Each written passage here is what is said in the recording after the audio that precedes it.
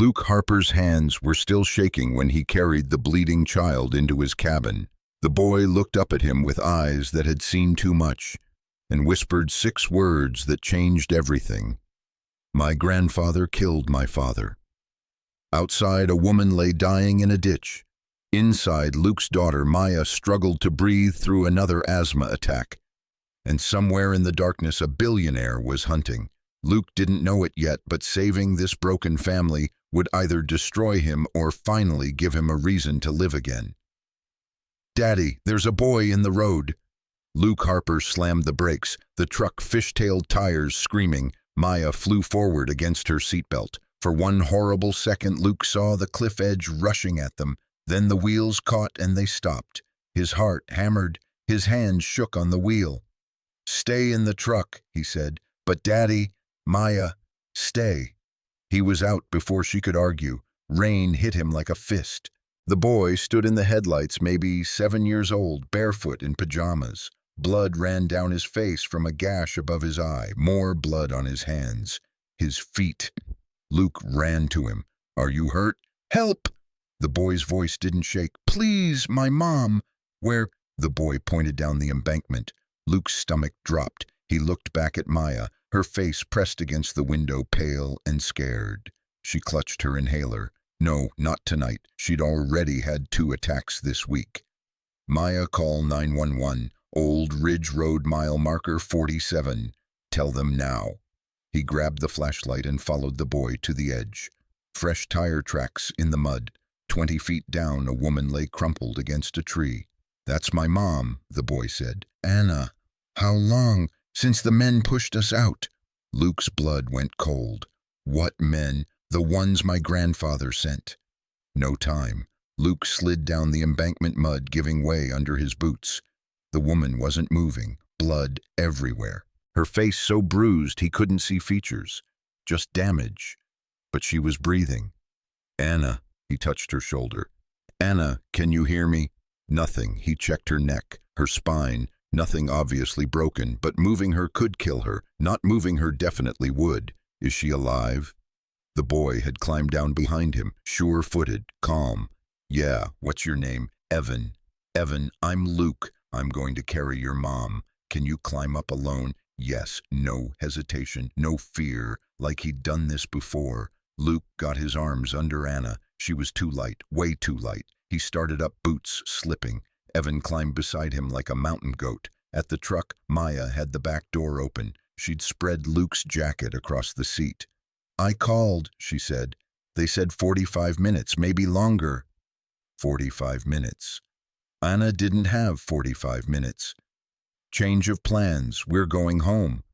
"But Daddy, the hospital." "No arguments, baby." He slid Anna into the back seat. She moaned. Luke's hands were shaking again.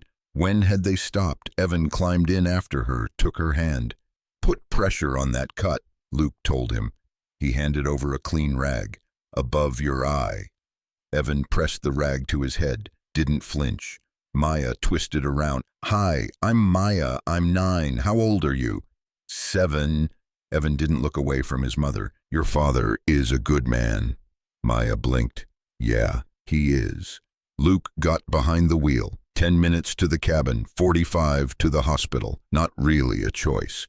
He drove. Fast, but not too fast. The truck bounced over ruts, and Anna groaned with each one. Luke gripped the wheel tighter. "Ven," he said, watching the rear-view mirror. "Tell me what happened." "My grandfather's men found us at the motel. Mom fought them when they tried to take me.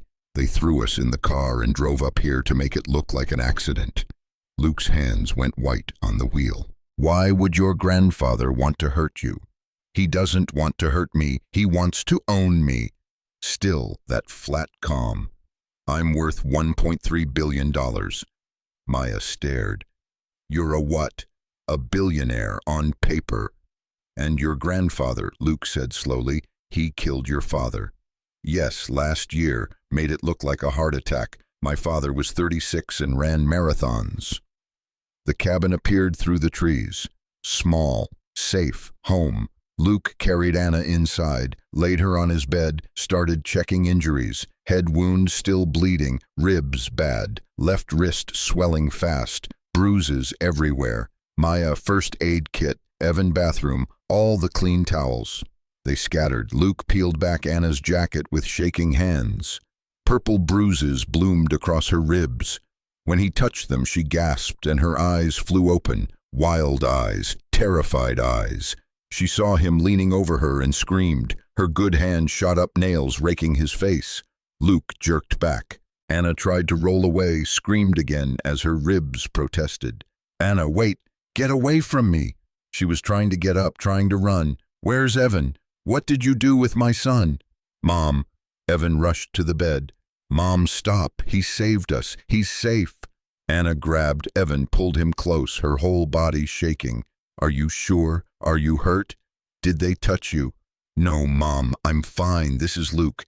He found us on the road. He brought us here." Anna looked at Luke.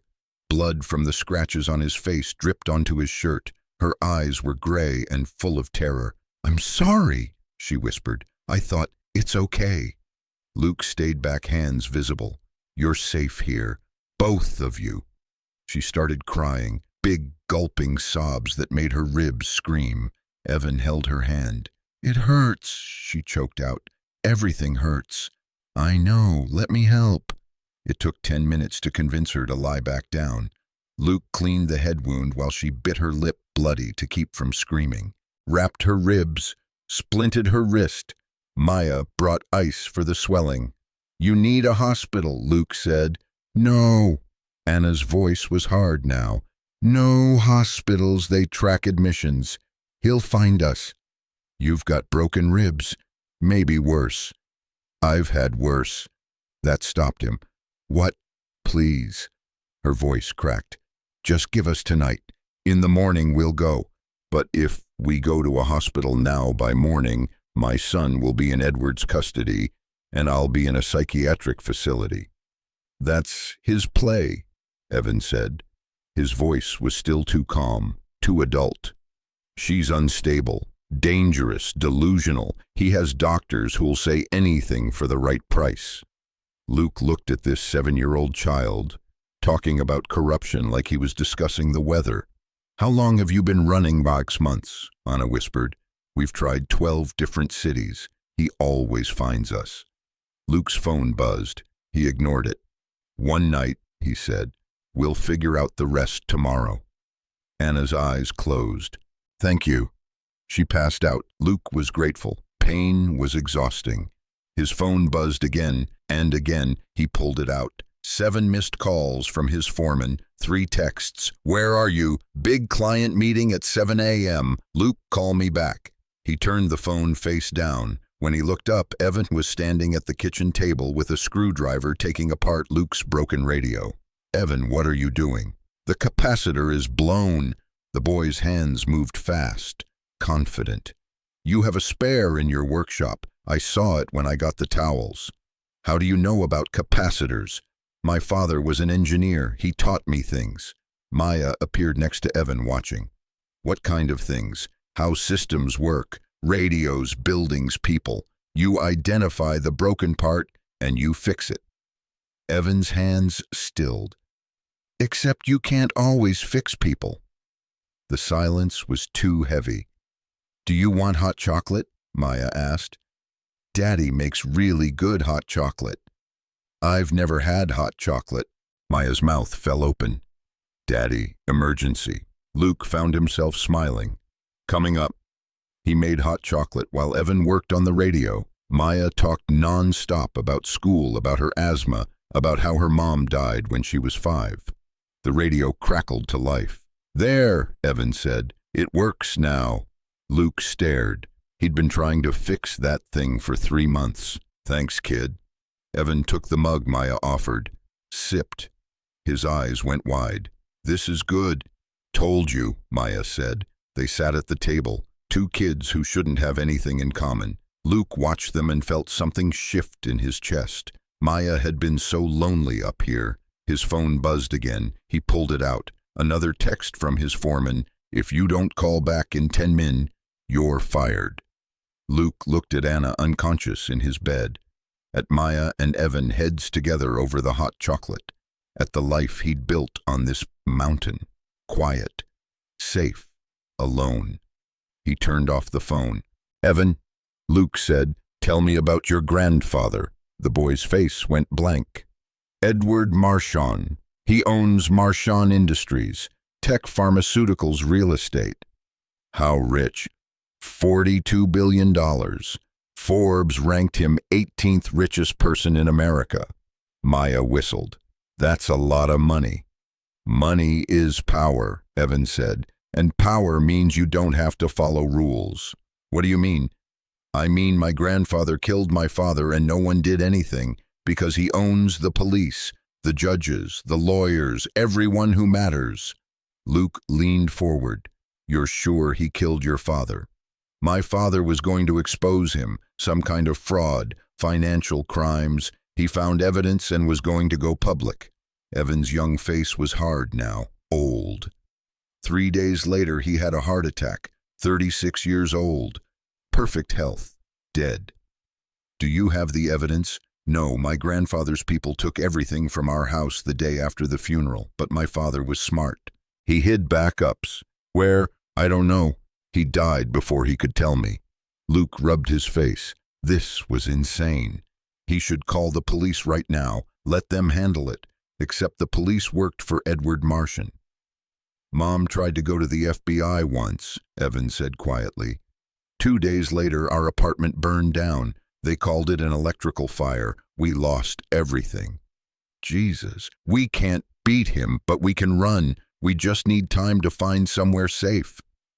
Luke looked at this 7-year-old child talking about running and hiding for the rest of his life. "You can't run forever," he said. "I know." For the first time, Evan's voice wavered. "But I don't know what else to do. I'm 7. My mom is dying trying to protect me and I can't save her." The boy's face started to crumple. Then he pulled it back, swallowing hard. Luke saw it then. The absolute terror under the calm. The child pretending to be an adult because no actual adults would help him. Behind them, Maya suddenly gasped. Luke spun around. Maya was hunched over, wheezing. Her inhaler clattered to the floor. "Maya." He grabbed her, sat her down, found the inhaler. Her lips were turning blue. "Breathe, baby. Slow breaths." She couldn't. Her chest heaved, panic in her eyes. Evan appeared at her side. "Maya, look at me. Look at me." She focused on him. "Count with me," Evan said. His voice was steady, calm. "In for 4. 1, 2, 3, 4. Hold for 4. 1, 2, 3, 4. Out for 4. 1, 2, 3, 4. Maya tried to follow, failed, tried again. "Good," Evan said. Again, in 2, 3, 4. Slowly, her breathing evened out. Color came back to her face. Luke held the inhaler to her lips, and she took 2 puffs. "That's my girl," he whispered. Maya leaned against him, exhausted. "I'm sorry, Daddy." "Don't be sorry, baby. You're okay." Evan sat back. His hands were shaking now. "My mom has asthma, too. I've done that before." Luke looked at this kid who'd just saved his daughter and felt something break open in his chest. "Thank you," he said. Evan nodded, then he started crying, not loud, just tears running down his face while he stared at nothing. Luke pulled him close. Hey, you're okay." "I'm not okay." Evan's voice was small now, finally a child's voice. "I'm scared all the time. I'm scared they're going to take me. I'm scared Mom's going to die. I'm scared I'm never going to be safe again." "I know, buddy, I know." "Why?" Evan looked up at him. "Why would you help us? You don't even know us, and when he finds out, he'll destroy you too." Luke thought about Sarah, about watching her die while insurance companies argued and hospital administrators talked about costs, about fighting a system designed to crush people like him, about losing anyway. "Because someone should have helped me once," he said, "and no one did." Evan stared at him. Then slowly he stuck out his small hand like a businessman. "Thank you, Mr. Harper." Luke shook it. "Call me Luke." That night, Maya gave up her loft and slept on the couch. Luke sat in the chair by his bed, watching Anna breathe. Every few hours he checked her pupils, her pulse. She never fully woke. Around 2 in the morning his eyes started closing. He jerked awake, checked Anna again. Still breathing, still alive. Outside, a car engine. Luke was on his feet instantly. He grabbed the baseball bat from behind the door and moved to the window. Headlights coming up the mountain road. His heart hammered. Already they couldn't have found them already. The car got closer. Luke's grip on the bat went white. The car passed the cabin, kept going. Taillights disappeared around the bend. Just a neighbor, just someone driving home late. Luke let out a breath. His hands were shaking again. He checked the door, locked, windows, locked. He'd never locked them before, never needed to. Everything was different now. Around 3, Evan climbed down from the loft. "Can't sleep?" Luke asked quietly. "I keep thinking they're coming. They don't know where you are. They always find us." Evan sat on the floor, knees pulled to his chest. "We stayed at a shelter in Oregon once. No names, no paperwork, cash only. They found us in 4 days. How?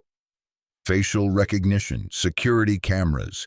He has software that scans every camera feed in the country looking for us." Luke felt cold. That's not legal. Legal doesn't matter when you're rich enough. They sat in silence. Then Luke said, "Tell me about your dad." Evan's face softened. "He was tall. He always smelled like coffee and blueprints. He would let me help with his work, even though I was little." His voice got quieter. He said I had a good mind. He said being smart was a gift, but being kind was a choice, and choices mattered more than gifts. "He sounds like a good man." "He was the best man." Evan's voice broke. "I miss him so much it hurts." "I know, buddy, I know." Luke pulled Evan up into the chair with him. The boy curled against his shoulder, small and fragile. Eventually his breathing evened out. Luke carried him back to the loft, tucked him in. When he came back down, Anna's eyes were open. "You're awake," he said. "I heard." Her voice was rough. "Thank you for being kind to him. He's a good kid. He's a brilliant kid, and he's had to grow up too fast because I couldn't protect him. You've kept him alive for 6 months against a man with $42 billion. I'd say you're doing pretty damn good." Anna's laugh turned into a cough. When she could breathe again, tears tracked down her bruised face.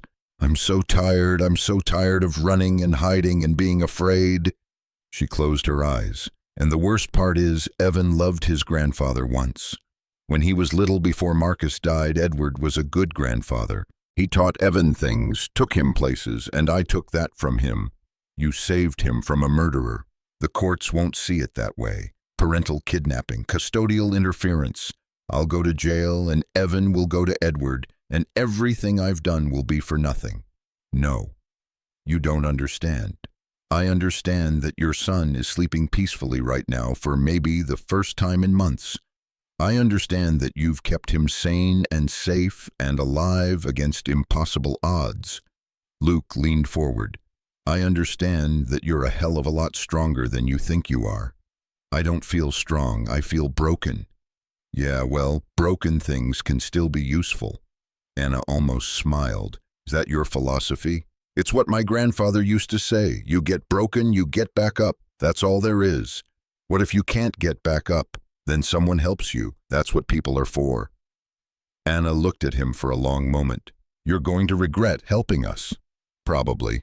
He'll come after you, your job, your home, your daughter. Let him try. You don't know what he's capable of." Luke stood up. "Get some rest. We'll figure this out in the morning." "How?" "I don't know yet, but we will." He moved to the couch where Maya slept, pulled a blanket over her, settled back into his chair. His mind raced. A billionaire hunting a child. A murdered father, a mother on the run. This was insane. He pulled out his phone, turned it back on. Immediately it buzzed with messages. 10 missed calls, 15 texts, the last one from his foreman. "You're fired. Don't bother coming back." Luke stared at it. 5 years at that job. Good pay, benefits, gone. He should feel something. Anger, fear, regret.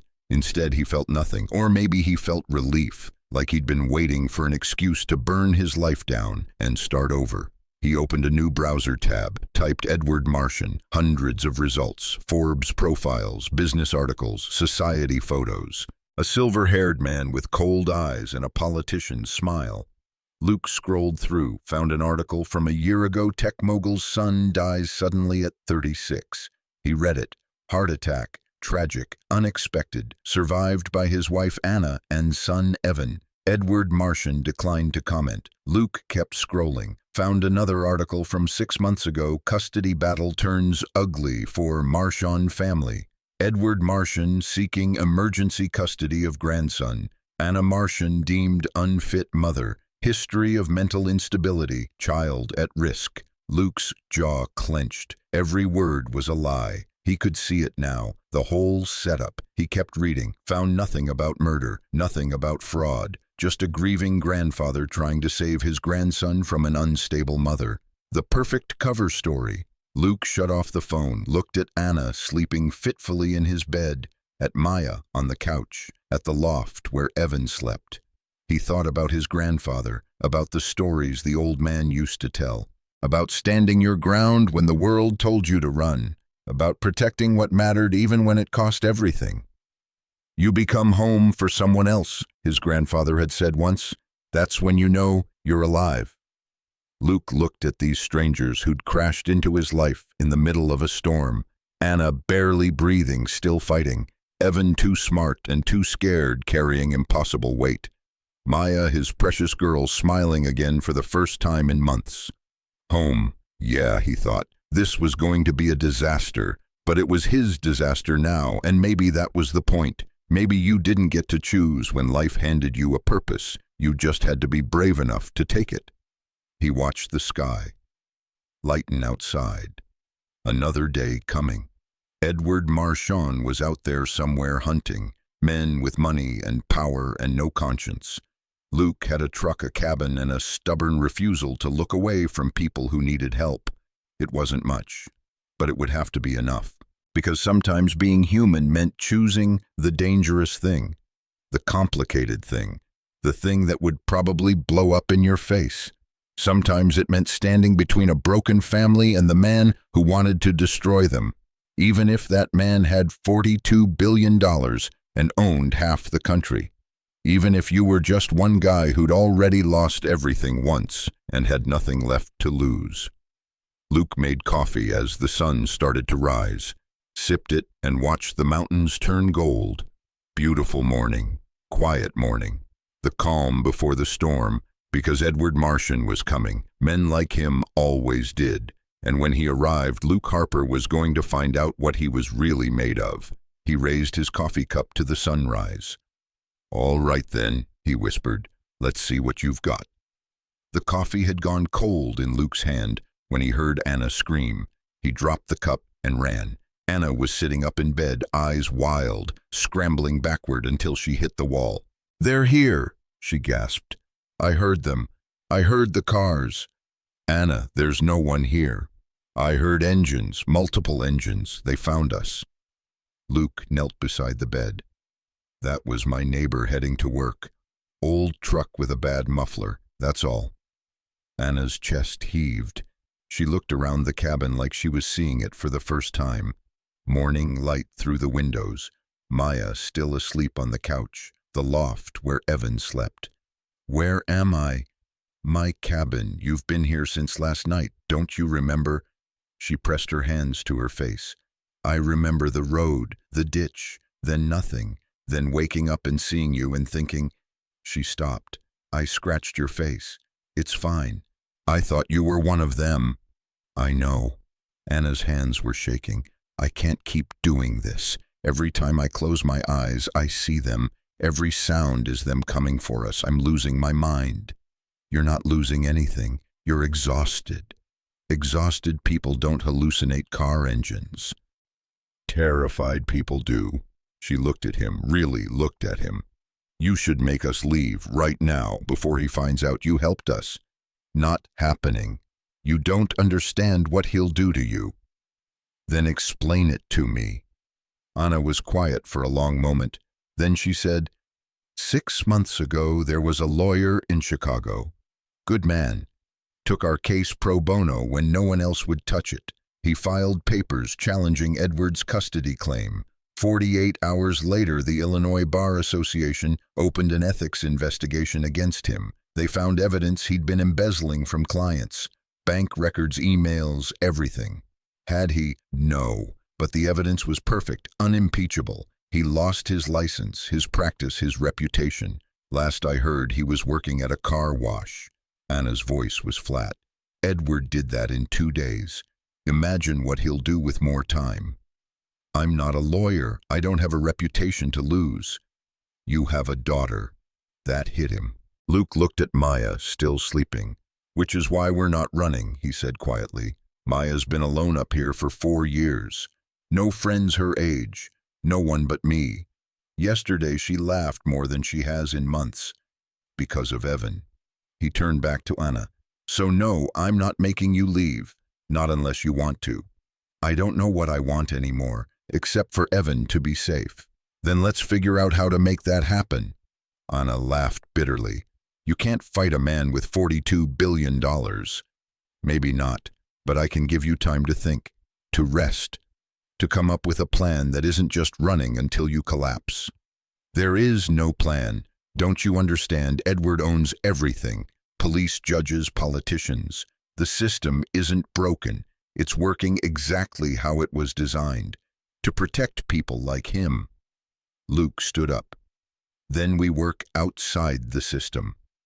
What does that even mean? I don't know yet, but I know you're not alone anymore. That's got to count for something. Anna started to respond, but movement in the loft stopped her. Evan's head appeared over the edge. Mom, I'm here, baby. Evan climbed down the ladder fast. He ran to the bed and Anna pulled him close, wincing as her ribs protested. You're awake, Evan said. I'm awake. How do you feel? Like I got thrown out of a car. She tried to smile. But I'm okay. Evan pulled back. You're lying. You always scrunch your nose when you lie. Fine, I feel terrible, but I'm alive. Because of Luke. Anna looked at Luke over Evan's head. Yes, because of Luke. On the couch, Maya stirred. She sat up, rubbing her eyes, and saw everyone awake. Is it morning already? Yeah, baby, Luke said. How are you feeling? Good. She grabbed her inhaler, took a preventive puff. Can I make breakfast? Please, I want to make breakfast for everyone. You know how to cook. Daddy taught me. I'm really good at scrambled eggs. Luke smiled. Then scrambled eggs it is. Maya jumped up and headed to the kitchen. Evan followed her. Can I help? Do you know how to crack eggs? No. I'll teach you. It's easy. Luke watched them, these two kids who'd known each other less than 12 hours, moving around his kitchen like they'd been doing it for years. Evan listened intently as Maya explained about cracking eggs on the edge of the bowl. Not too hard, or you'd get shell everywhere. See, Maya cracked one perfectly. Now you try. Evan picked up an egg, tapped it gently, too gently. Nothing happened. Harder, Maya said. He hit it harder. The egg exploded in his hand. Maya burst out laughing. Evan stared at the emmy egg dripping down his fingers, then started laughing too. Real laughter. Child laughter. Anna made a sound. Luke looked at her. She was crying. When did he stop laughing? Luke asked quietly. The day Marcus died. I haven't heard him laugh in a year. They watched the kids clean up the egg mess, still giggling. Maya got a new egg and showed Evan the right amount of pressure. This time it worked. I did it. You're a natural, Maya declared. Luke made more coffee while the kids cooked. Anna tried to get out of bed and immediately went pale. Ribs, Luke said. Don't move too fast. I need to use the bathroom. I'll help you. He got her on her feet. She was shaking. Every step hurt, but she made it to the bathroom and back without passing out. You should see a doctor, Luke said, as he helped her settle on the couch instead of the bed. Easier to see the kids from there. Can't. Anna, I know the arguments. I know I could have internal bleeding or a collapsed lung or whatever else, But the second I walk into a hospital, Edward gets an alert. He has people monitoring admission records across 6 states. That's paranoid. That's reality. He did it before. We went to an urgent care in Denver for Evan's strep throat, used a fake name, paid cash. Edward's people were waiting outside our motel 4 hours later. Luke sat down across from her. How does he do it? Money buys everything, including access to systems that are supposed to be private. That's illegal. Anna gave him a look. You really don't understand how this works, do you? Explain it to me. She was quiet while the kids brought over plates of scrambled eggs. They were overcooked and undersalted, but Luke had never tasted anything better. This is really good, he told Maya. Evan helped. Then you're both excellent cooks. Evan smiled, that same bright, unexpected smile. Then he turned to Anna. Mom, you need to eat. I'm not hungry. You haven't eaten in 2 days, please. Anna took the plate, managed 3 bites before she had to stop. Evan looked worried but didn't push. After breakfast, Maya asked if Evan wanted to see her room, the loft, she meant. Evan looked at Anna. Go ahead, she said. I'm not going anywhere. The kids climbed up. Luke could hear Maya showing Evan her books, her drawings, her collection of rocks from the mountain. She's lonely, Anna said.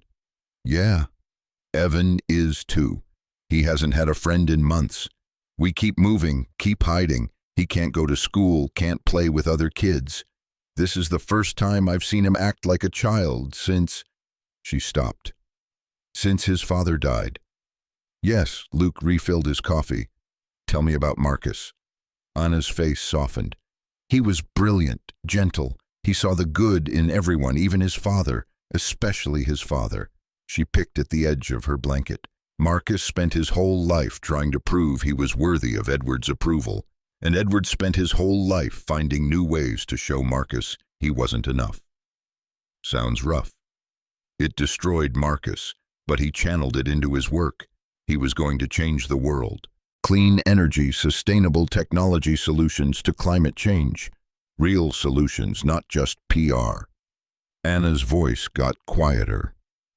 Then he found the files. What files?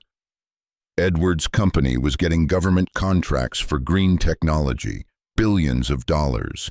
Except they weren't developing green technology. They were fabricating test results, bribing inspectors, delivering products they knew didn't work, all while collecting government subsidies. Luke whistled. That's fraud. That's treason.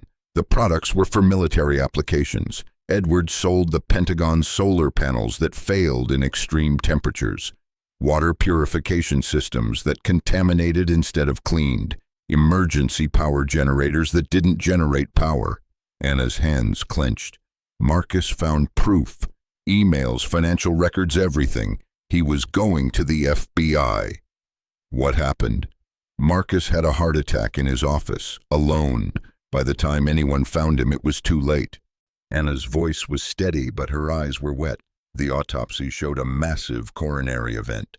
No signs of foul play, just bad genetics and stress. You don't believe that. Marcus ran 10 miles every morning. He had the heart of an athlete. His last physical was 3 weeks before he died. Perfect health. She wiped her eyes. I tried to tell the police it didn't make sense.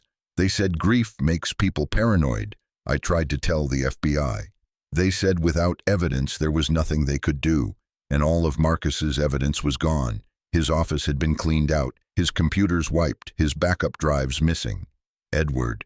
Of course it was Edward, but I couldn't prove it, and then Edward filed for custody of Evan, claiming I was having a breakdown. Delusional, dangerous. Anna's laugh was hollow. The thing is, he was right. I was having a breakdown. My husband was dead, my son was being taken from me, and no one would listen. I felt crazy.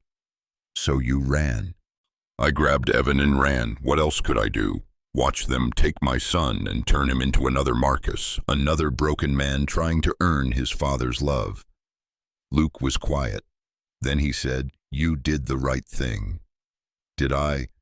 I've spent 6 months dragging my son from city to city, sleeping in motels and shelters, never staying anywhere long enough to feel safe. He should be in school. He should have friends. He should have a normal life. He should have a mother who loves him. That's what he has. Anna looked at him. Why are you being so kind to us? Why wouldn't I be? Because we're strangers. Because helping us could destroy your life. Because most people would have driven past us on that road and never looked back. Luke thought about Sarah, about holding her hand while she died because their insurance wouldn't cover the treatment that might have saved her, about the hospital administrators who expressed sympathy while denying appeals, about the system that valued profit over people. I drove past a lot of people after my wife died, he said quietly. Told myself it wasn't my problem, told myself I had to focus on Maya, but the truth is I was just scared of getting hurt again, scared of caring about anyone. And now I'm tired of being scared. Anna reached out and touched his hand. Thank you. Her hand was cold. Luke squeezed it gently. Tell me about Evan, he said. How smart is he really? Anna smiled. Marcus said Evan had the kind of mind that comes along once in a generation. By age 4, he was reading high school physics textbooks. By 5, he was correcting errors in published papers. By 6, he was designing his own experiments. That's why Edward wants him. Partly, but mostly it's about control. Evan inherited everything Marcus had. The money, the patents, the intellectual property. If Edward controls Evan, he controls all of it. What happens when Evan turns 18? He gets full access to everything. Edward loses control. Unless Evan signs it all over, which he would never do if he's thinking clearly. Anna's voice hardened. So Edward needs to make sure Evan isn't thinking clearly. Isolation medication, psychological manipulation. By 18, Evan will be so damaged, he'll do whatever Edward wants. Not if we stop him. How we're two broke people hiding in a cabin. He's one of the most powerful men in America. Power isn't everything. In this world, it is. Luke started to argue, but a crash from upstairs stopped him. Then Maya's voice excited, Evan, that's amazing. Luke and Anna looked at each other. They got up, Luke helping Anna navigate the stairs to the loft. Maya's room was scattered with electronic parts.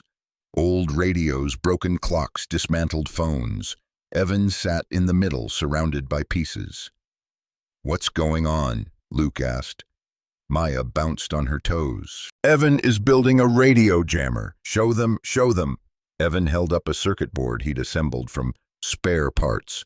It's not finished, but in theory it should block signals within a 50-foot radius. Why would we need a radio jammer? Anna asked. So they can't track us, Evan said matter-of-factly. Grandfather uses cell tower triangulation to find us. If we jam the signals, we don't show up on his grid. Luke stared at this 7-year-old kid designing counter-surveillance equipment. Does it work? I don't know yet. I need a few more components and a way to test it without actually alerting anyone to our location. I have a workshop, Luke said. Full of parts. Help yourself. Evan's face lit up. Really? The boy was gone, thundering down the stairs. Maya grinned. He's so cool, Daddy. He knows everything. He's special, Anna said quietly. Too special. That's the problem. Luke turned to her. Being special isn't a problem. It is when powerful people want to own you. They went back downstairs. Evan had found Luke's workshop, a converted shed attached to the cabin. He was already sorting through components, his hands moving fast and sure. Luke left him to it and made Anna sit back down. She was pale and sweating. You push too hard, he said. I'm fine. You're stubborn. I'm a mother. It's the same thing. Luke brought her water and pain medication. She took it without arguing. They sat in silence for a while, watching Evan work through the window. My father used to say that genius was a curse, Anna said. I never understood what he meant until I had Evan. Watching your child see things no one else can see, understand things no one else understands. It's lonely for them. Maya gets it. She's not a genius, but she's smart, and she doesn't care about normal. They're good for each other. Yeah. Anna closed her eyes. I need to sleep. Then sleep. What if they come? They won't. You don't know that. I know you're exhausted. I know you can't think straight when you're this tired. I know you need rest. Luke stood up. I'll keep watch. I promise. Anna looked at him for a long moment. Then she nodded and let herself drift off. Luke spent the rest of the morning working around the cabin. He fixed the loose hinge on the door, checked the locks on all the windows, brought in extra firewood even though it wasn't that cold yet, preparing for what he wasn't sure, but it felt better than doing nothing. Around noon, Evan emerged from the workshop with something in his hands. It's done, he said. The jammer. That was fast. The design was simple once I found the right components. Evan held up the device. It looked like a tangle of wires and circuits. Want to test it? How? Turn on your phone. Luke pulled out his phone, 4 bars of signal. Now watch. Evan flipped a switch on the device. Luke's phone signal dropped to 0.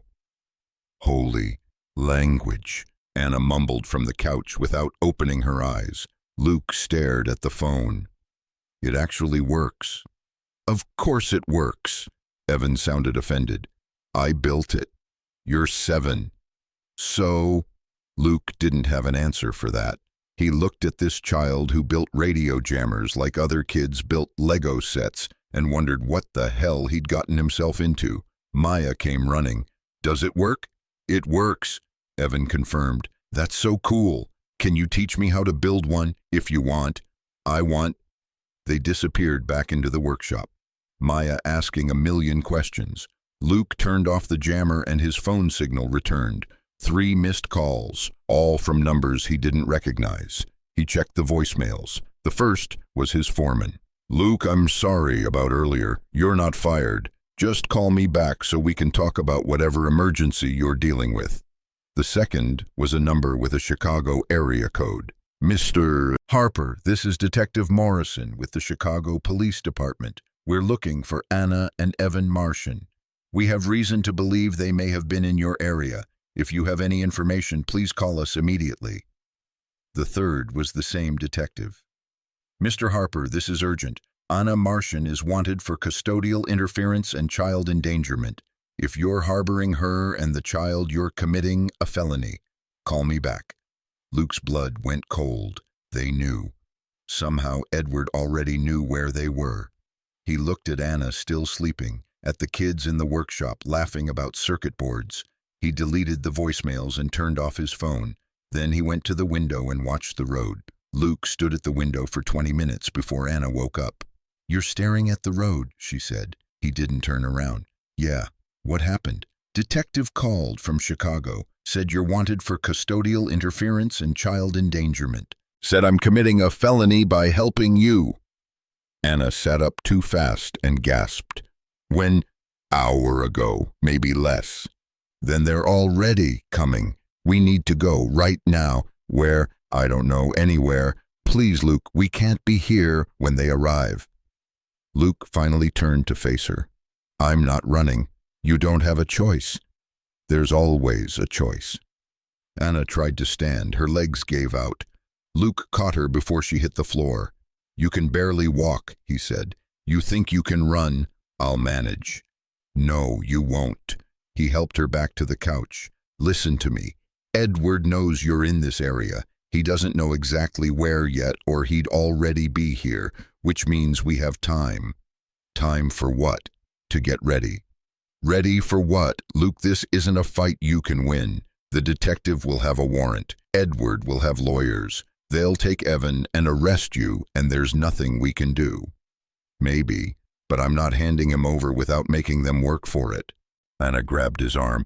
You'll go to jail. Probably. Your daughter will be taken by social services. That stopped him. Luke looked toward the workshop where Maya and Evan were still building things and laughing. I know, he said quietly. Then why? Because if I don't fight now, I'll never forgive myself. And Maya will learn that when things get hard, you run. That's not what I want to teach her. What if fighting makes it worse? It's already worse. At least this way we go down swinging. Anna stared at him. You're insane. Yeah, well, sanity's overrated. He went to the workshop. The kids had spread parts across every surface. Evan was explaining resistors to Maya, who was taking notes in a small notebook. Hey, Luke said, can I talk to you both for a minute? They followed him back inside. Anna was standing now, leaning heavily on the back of the couch. What's wrong? Maya asked immediately. Mom, what's wrong? Nothing's wrong, baby. You're lying. I can tell. Luke knelt down in front of his daughter. Some people are coming here. They're going to try to take Evan away from his mom. Maya's eyes went wide. The bad men, worse, the police. But police are good guys. Usually, but sometimes they get tricked by bad people with a lot of money. Evan stepped forward. My grandfather is coming. I think so, yeah. The boy's face went blank, that same eerie calm from the first night. Then we should leave. Right now, before he gets here. I'm not running, Luke said. You have to. He'll destroy you. Let him try. You don't understand. Evan's voice was still calm, but his hands were shaking. He doesn't just take what he wants. He makes sure you suffer for making him work for it. He'll take your house, your job, your daughter. He'll make sure you never work again. He'll put you in prison. Evan, Anna's voice was sharp. That's enough. But Mom, Luke knows the risks. Then why is he doing this? Luke put a hand on Evan's shoulder. Because it's the right thing to do. The right thing will get you killed. Maybe, but I can live with that. What I can't live with is looking the other way while someone hurts a kid. Evan's calm cracked. I'm not worth it. I'm not worth your daughter losing her father. That's not your choice to make, Luke said gently. It's mine, and I'm making it. Evan's eyes filled with tears. Why? Because someone should have stood up for you a long time ago, and since they didn't, I will. The boy broke. He threw his arms around Luke and sobbed. Luke held him and looked at Maya, who was crying too. Daddy, I'm scared, she whispered. I know, baby. Come here. She ran to him, and he held both kids while Anna watched her face twisted with pain that had nothing to do with her ribs. After a few minutes, Evan pulled back and wiped his eyes. If you're going to fight, you should prepare. How? My grandfather will come with lawyers and police. He'll have papers saying he has legal custody. He'll make it look official and proper, but it's all fake. How do you know? Because he doesn't have legal custody. The court case is still pending. He filed for emergency custody, but the judge hadn't ruled yet when we ran. Evan's voice was steady again. He's betting you won't know that. He's betting you'll see the uniforms and the papers and just hand me over. Luke stood up. What if I call his bluff? He'll threaten to arrest you. For what? Harboring a fugitive, custodial interference. He'll make something up. Anna stepped forward. He's right. Edward will have backup charges ready. You can't win this legally. Then I won't play legal. Luke looked at her. Do you trust me? I barely know you. Do you trust me? Anna held his gaze. Yes. Then let me handle this my way. What's your way? Luke thought about his grandfather. About the stories of mountain people who didn't bow to anyone. About community and stubbornness and knowing when to stand your ground. I'm going to call in some favors, he said. He turned his phone back on, scrolled through contacts, found the number he wanted. Jack, it's Luke Harper. Yeah, I know it's been a while. Listen, I need help, big help. Can you get some people up to my place? As many as possible, today. He listened. I'll explain when you get here. Just trust me, please. He made 4 more calls, each one shorter than the last, each one ending with the same response. We'll be there or there. Who did you call? Anna asked. My neighbors. People I've done work for over the years. Good people. What are they going to do? Stand with us. Luke, that's not enough. Edward will have, I know what he'll have, money lawyers, fake badges. What he won't have is this. Luke gestured around the cabin. This is my home. These are my people. And up here, that means something. Evan was watching him carefully. You're going to make it public. Smart kid. If people see what's happening, if they witness it, Edward can't just disappear us. He'll have to follow proper channels. That's the idea. Anna shook her head. You don't know him. He'll find a way. Maybe, but he'll have to do it in front of witnesses. That's better than nothing. An engine sound carried up the mountain. Luke went to the window. A truck was coming up the road, then another, then two more. They're here, Maya said. Luke opened the door. Jack Thompson got out of the first truck. He was 70 if he was a day, wearing overalls and a flannel shirt. Behind him came the Martinez family, the Chens, old Mrs. Patterson from 3 miles down. More trucks arrived, more people. By the time they stopped coming, there were maybe 20 people in Luke's yard. Jack came up the steps. You going to tell us what this is about? Inside, Luke said. They crowded into the cabin. Anna pulled Evan close. Maya stayed by Luke's side. This is Anna and Evan Martian, Luke said. Anna's husband was killed a year ago. Now his father is trying to take Evan. Claims Anna is unfit. She's been running for 6 months to keep her son safe. Why? Mrs. Patterson asked. Why would a grandfather do that? Money, Evan said. His small voice carried in the quiet. I'm worth $1.3 billion. My grandfather killed my father to get it. Now he wants me. The room went silent. That's a hell of an accusation, Jack said carefully. It's the truth, Anna said. And he's coming here, today, probably in the next hour. He'll have police lawyers fake custody papers. He'll try to take Evan, and there's nothing I can do to stop him legally. So what are we doing here? Maria Martinez asked. Luke stepped forward. We're bearing witness. Edward Marchand can buy a lot of things, but he can't buy all of us. If he takes Evan, everyone here sees it. Everyone here can testify about what happened. Testify to who? Someone asked. FBI, media, anyone who'll listen. Luke looked around at his neighbors. I know this is a lot to ask. I know most of you barely know me. But this kid needs help, and his mom can barely stand. So I'm asking, will you stay? The neighbors looked at each other. Then Jack spoke. My grandson is 7, same age as this boy. If someone tried to take him from my daughter, I'd hope someone would help. He looked at Evan. We'll stay. One by one, the others nodded. Anna started crying. Thank you all. Don't thank us yet, Mrs. Patterson said. If this man is as rich as you say, this could get ugly. It will, Evan confirmed. My grandfather doesn't lose. Well, Jack said, there's a first time for everything. They spread out across the property, some on the porch, some in the yard, some in their trucks blocking the road. Luke stood with Anna on the porch, Evan between them. Maya sat on the steps, her inhaler in her hand. They waited. The sun climbed higher. People talked in low voices. Someone brought out coffee. Mrs. Patterson had cookies in her truck and passed them around. Evan took one and held it like he'd forgotten how to eat. How long? Anna asked. Could be hours, Luke said. Could be minutes. I don't know if I can do this. You already are, she looked at him. If this goes wrong, it won't. But if it does, if he takes Evan, promise me you'll keep fighting. Promise me you won't let Evan disappear. I promise. And promise me you'll take care of Maya. Don't let this destroy her. Anna, promise me. Luke took her hand. I promise. A new sound. Multiple engines. Big vehicles. They're here, Evan whispered.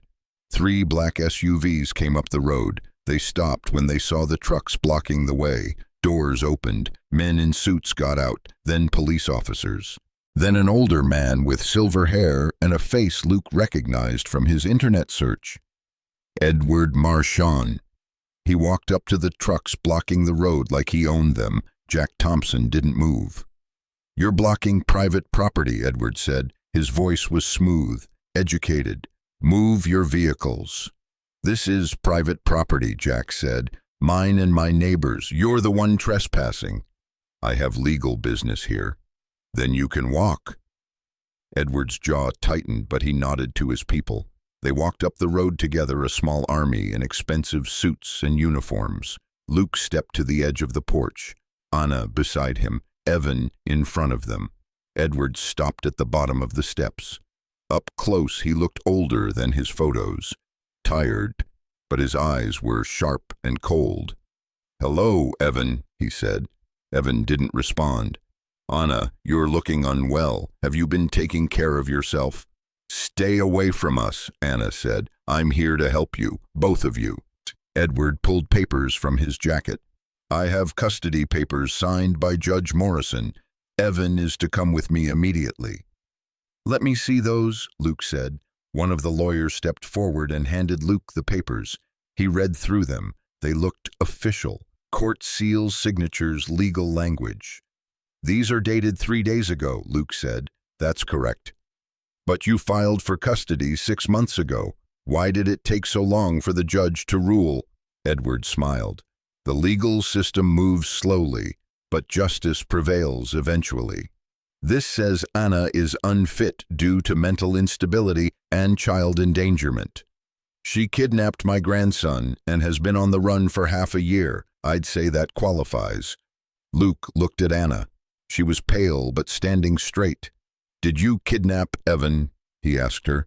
"No, I'm his mother. I have legal custody."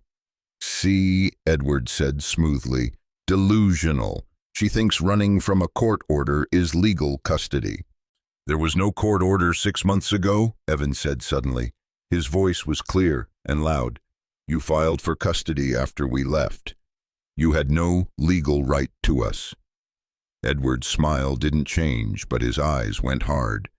"Evan, you've been through a trauma. Your mother has filled your head with lies. Come with me, and we'll get you help." "I don't need help. I need you to leave us alone." "I can't do that. You're my grandson, my responsibility." "You killed my father." The words hung in the air. The neighbors shifted. The police officers looked uncomfortable. Edward's face didn't change.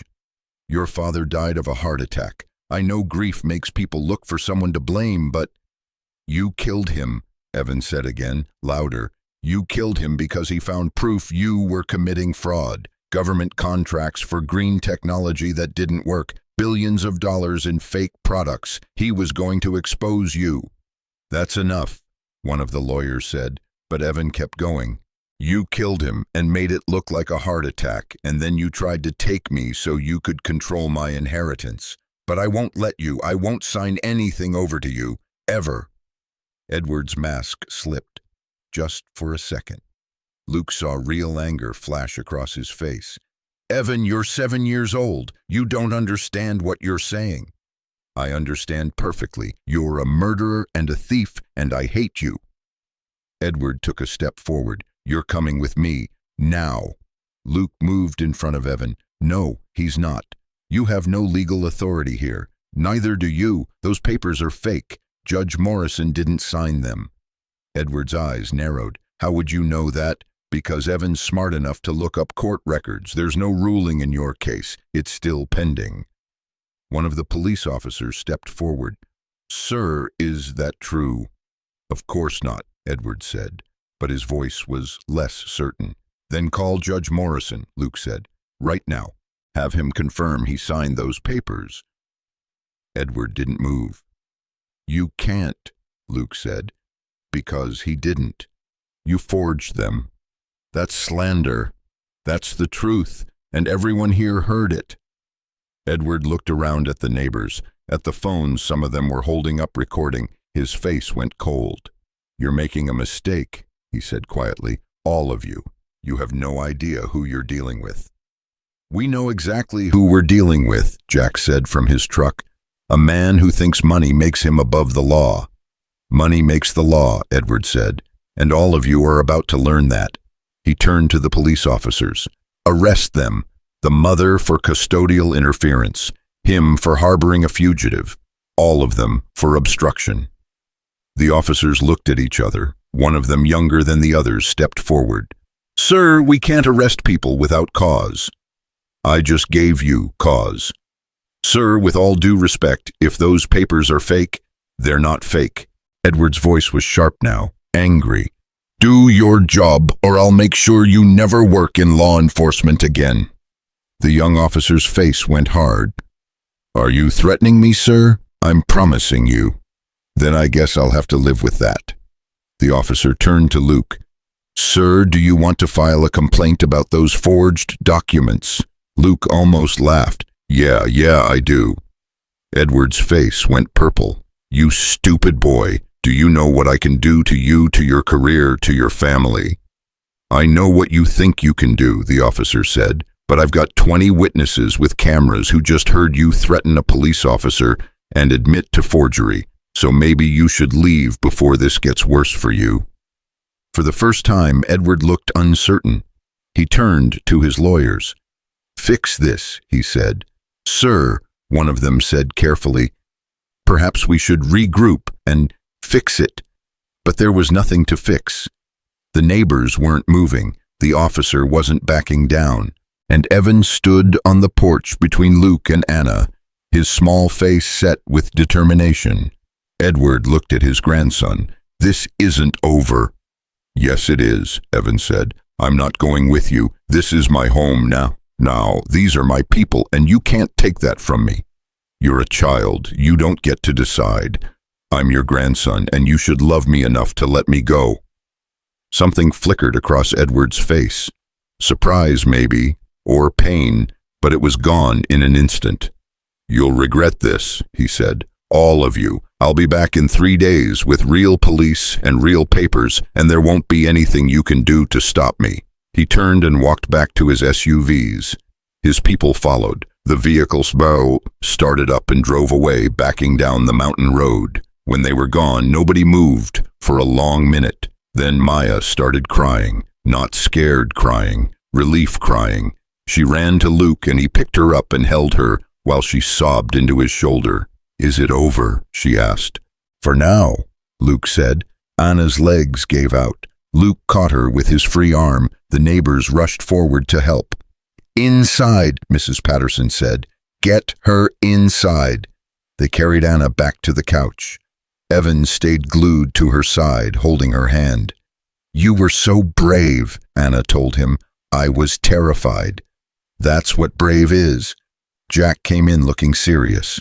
He meant what he said. He'll be back, and next time he'll come with real authority. "I know," Luke said. "So what's the plan?" "I don't know yet." "Better figure it out fast. You've got 3 days." The neighbors started leaving one by one. Each stopped to talk to Evan to tell him he was brave to promise they'd come back if needed. By sunset, only Jack remained. "You did good today," he told Luke, "but this is just beginning." "I know. Edward Martian has more money than God. He won't stop. Neither will I." Jack smiled. "Your grandfather would be proud." After he left, Luke locked the doors and checked the windows. Maya had fallen asleep on the couch next to Anna. Evan sat at the table staring at nothing. "You okay?" Luke asked. "I told him I hated him." "Did you mean it?" "I don't know. He's my grandfather. I used to love him." Evan's voice was small. "Before he killed my dad, he was different. He taught me things. He was proud of me. People change. Or maybe I just didn't see who he really was." Luke sat down next to him. "Hey, you were 5 years old. You're not supposed to see the evil in people. That's what being a kid means." "I'm not a kid anymore." "You're 7. I stopped being a kid the day my father died." Luke didn't know what to say to that. He just put his arm around Evan and let the boy lean against him. "We have 3 days," Evan said finally. "Yeah. What happens then?" "I don't know, but we'll figure it out. Together. Together." Evan was quiet for a moment. Then he said, "Can I ask you something? Anything? Why did you really help us? And don't say because it's the right thing. There has to be more than that." Luke thought about Sarah, about holding her hand while she died, about the rage and helplessness and grief, about looking at Maya afterward and wondering how to keep living. "My wife died 4 years ago," he said quietly. "Cancer. We had insurance, but it wasn't enough. The treatment that might have saved her cost more than I could make in 10 years. I begged the hospital, begged the insurance company, begged everyone. They all said no. He paused. I stood there and watched her die because I didn't have enough money, because the system valued profit over her life, and I couldn't do anything about it. I'm sorry. Me too, but the worst part came after, when I realized no one cared. Her death was just a number to them, a cost-benefit analysis, and I was so angry I couldn't see straight. Luke looked at Evan. Then yesterday I found you on that road, and I saw your mom beaten and bleeding, and I saw a system that was about to crush you the same way it crushed Sarah, and I thought, not this time. This time I fight. Evan's eyes were wet. You can't save everyone. No, but maybe I can save you, that's enough. The boy threw his arms around Luke and held on tight, and Luke held him back and thought about how 3 days wasn't nearly enough time to figure out how to beat a billionaire, but it was the time they had, so they'd make it count. Luke woke up at dawn with his neck stiff from sleeping in the chair. Again, Anna was still asleep on the couch. Maya and Evan were tangled together in the loft, 2 kids who'd known each other 3 days and acted like siblings. 3 days. That's what Edward had said. 2 were already gone. Luke stood and stretched. His back cracked. He was too old to be sleeping in chairs, but he wasn't about to take the bed while Anna needed it. His phone buzzed. A text from Jack Thompson. Meeting at my place. 9 a.m. Bring everyone. Luke made coffee and waited for the cabin to wake up. Anna stirred first. She sat up slowly, testing her ribs. Better, Luke asked. Still hurts, but I can breathe without wanting to scream, so that's progress. Good enough to walk. Why? Jack called a meeting. I think he's got a plan. Anna's face went tight.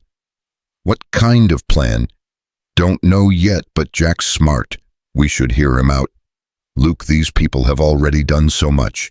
We can't ask them for more. We're not asking, they're offering. They don't understand what they're up against. Luke poured her coffee. Yeah, they do. They were there yesterday. They saw Edward for exactly what he is. And they're still willing to help. Apparently. Anna took the coffee with shaking hands. I don't understand people like you. Like them.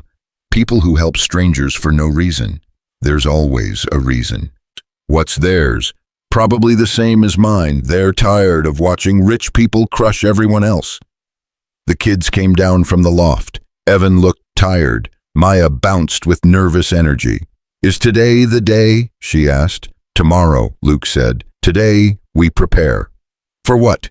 That's what we're going to find out. They ate breakfast quickly, eggs and toast. Evan pushed his food around his plate. You need to eat, Anna told him.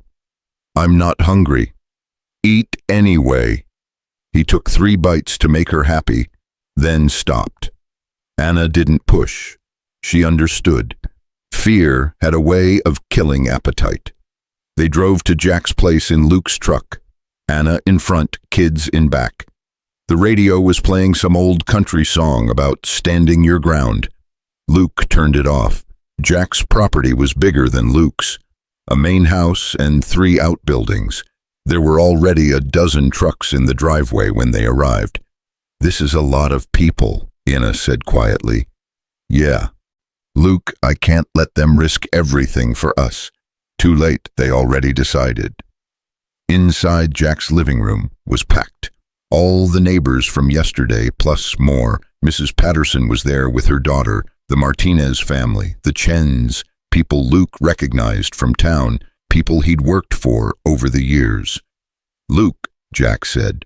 Good, we're all here. Let's get started. Everyone found seats.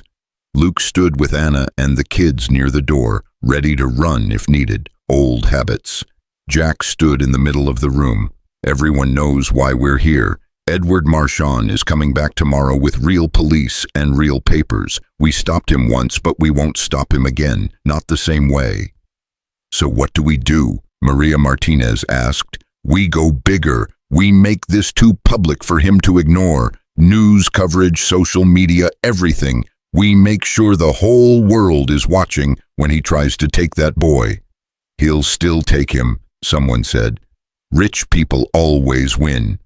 Not always, Jack said. Sometimes they lose, but only when regular people stand together and refuse to back down. Evan stepped forward, his small voice carried in the quiet. Mr. Thompson, I appreciate what you're trying to do, but my grandfather owns media companies. He controls the narrative. Whatever you say, he'll spin it to make my mother look unstable and me look like a victim who needs rescuing. Kid's got a point, someone muttered. He does, Jack agreed. Which is why we're not going through his media. We're going through ours, direct to people, no filters. How? Anna asked. Social media. We film everything, live stream it, upload it everywhere. Let people see what's really happening. Edward will have it taken down. Maybe, but not before thousands of people see it, and once it's out there, it spreads. That's the thing about the internet. You can't control it, not completely, not even with $42 billion. Luke felt something shift in his chest. Hope, maybe, or just desperate faith that Jack knew what he was talking about. What do you need from us? He asked. Cooperation. Anna, I need you to tell your story on camera, the real story, everything. Anna went pale. I can't. You have to. You don't understand. If I go public, if I put myself out there like that, Edward will destroy me. He has lawyers who will pick apart every word. He has doctors who will say I'm delusional. He'll make me look like a monster. Let him try, Mrs. Patterson said. Her voice was firm. Let him try to make a mother protecting her child look like a monster. Let people see him do it. That's what we're counting on. But what if it doesn't work? What if people believe him? Some will, Jack said. Rich people always have defenders, but some won't. And those are the people we're trying to reach, the ones who know the system is rigged, the ones who are tired of watching the powerful get away with everything. Evan tugged on Anna's hand. Mom, we should try.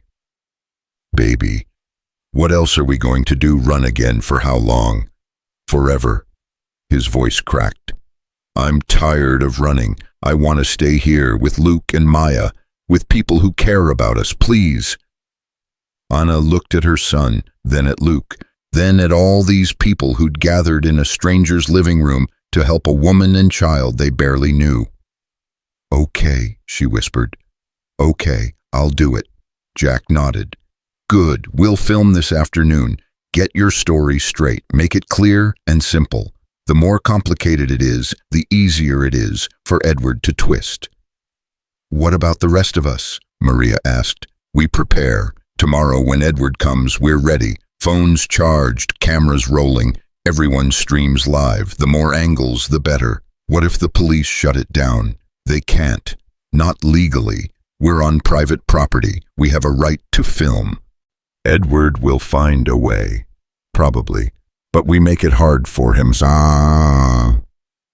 We make him work for it, and every second we delay is another second for the truth to spread. They spent the next hour planning who would stand where, who would film, who would upload. It was military precision applied to social media warfare. Luke listened and felt that desperate hope growing. This might actually work. It was a long shot, but it was something. After the meeting, they went back to Luke's cabin. Anna was quiet on the drive. Evan held her hand. You don't have to do this, Luke said. Yes, I do. Anna, he's right. Evan's right. We can't keep running. Sooner or later, we have to make a stand. She looked out the window. I just wish I was braver. You're the bravest person I know. I'm terrified. That's what makes it brave. Back at the cabin, Luke set up his phone on a tripod. Anna sat in the chair by the window. Natural light, no makeup, just her bruised face and tired eyes and the truth. Whenever you're ready, Luke said. Anna took a breath. My name is Anna Marchand. A year ago, my husband Marcus was murdered by his father Edward Marchand. I can't prove it. I have no evidence. But I know in my bones that Marcus was killed because he found proof his father was committing fraud. Government contracts for green technology, billions of dollars, all fake. She paused. Luke nodded encouragement. Marcus was going to expose him. 3 days later, Marcus had a heart attack. 36 years old, perfect health, dead. Her voice shook. The police said there was no foul play. The autopsy said natural causes, but all of Marcus's evidence disappeared. His office was cleaned out, his computers wiped, everything gone. Tears started, but she kept talking. Edward filed for custody of our son, Evan, said I was unstable, dangerous, unfit. He had doctors ready to testify, lawyers ready to argue, money ready to buy whatever he needed. So I ran. I grabbed my son and ran, and we've been running for 6 months. She wiped her eyes. I know how this looks. I know I seem crazy, a grieving widow making wild accusations against a powerful man, but I'm not crazy. I'm desperate, because if Edward gets custody of Evan, I'll never see my son again, and Evan will be raised by the man who killed his father, taught to forget, taught to obey, taught that money and power are all that matter. Anna looked directly at the camera. So I'm asking for help. I'm asking anyone watching this to share it, to spread it, to make sure people know what's happening. Because tomorrow, Edward Marchand is coming to take my son, and if no one is watching, he'll succeed. But if the world is watching, maybe, just maybe, we have a chance. She stopped. Luke turned off the camera. That was perfect, he said. It was terrible. I sounded pathetic. You sounded honest. Honest doesn't win against rich. Maybe not, but it's all we've got. Luke uploaded the video to every platform he could think of. Facebook, YouTube, Twitter. He tagged news organizations. He tagged advocacy groups. He tagged anyone he thought might care. Within an hour, it had 50 views. Within 2 hours, 500. By dinner, 5,000. It's working, Evan said, watching the numbers climb on Luke's phone. People are sharing it. Some people, Anna said. She was reading comments. Most were supportive, but some were vicious. Calling her a liar, calling her crazy, calling her a gold digger, trying to smear a good man's name. Don't read those, Luke said. I have to know what we're up against. You already know. Reading that garbage won't help. She put the phone down. You're right. I just feel so helpless. Maya came over and climbed into Anna's lap, careful of the ribs. You're not helpless, Maya said. You're fighting. That's different. Anna hugged her. When did you get so wise? Daddy teaches me things. He's a good teacher. They ate dinner together, pasta with jarred sauce. Nothing fancy, but it was warm and filling. Evan actually ate this time. Progress. After dinner, Luke checked the video again. 50,000 views. Comments flooding in faster than he could read. Some news outlets had picked it up, small ones, local stations, but it was spreading. His phone rang. Unknown number. Luke answered carefully. Mr. Harper, who's this? Detective Sarah Chen, FBI. I saw Anna Martian's video. Is she there? Luke's heart stopped. Why? Because I'd like to help her.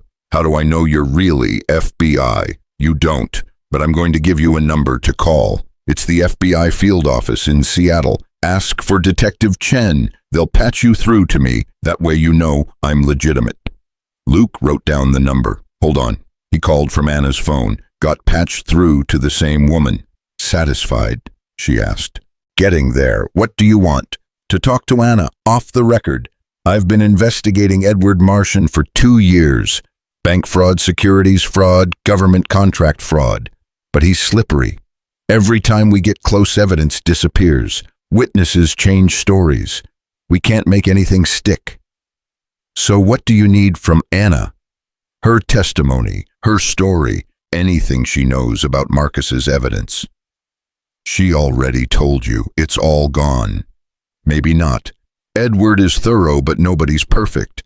If Marcus hid backups, there's a chance they still exist. Anna might know where. Luke looked at Anna. She was watching him with frightened eyes. She's been through hell, he said into the phone. I'm not putting her through an interrogation. I'm not asking for an interrogation, just a conversation, 30 minutes, that's all.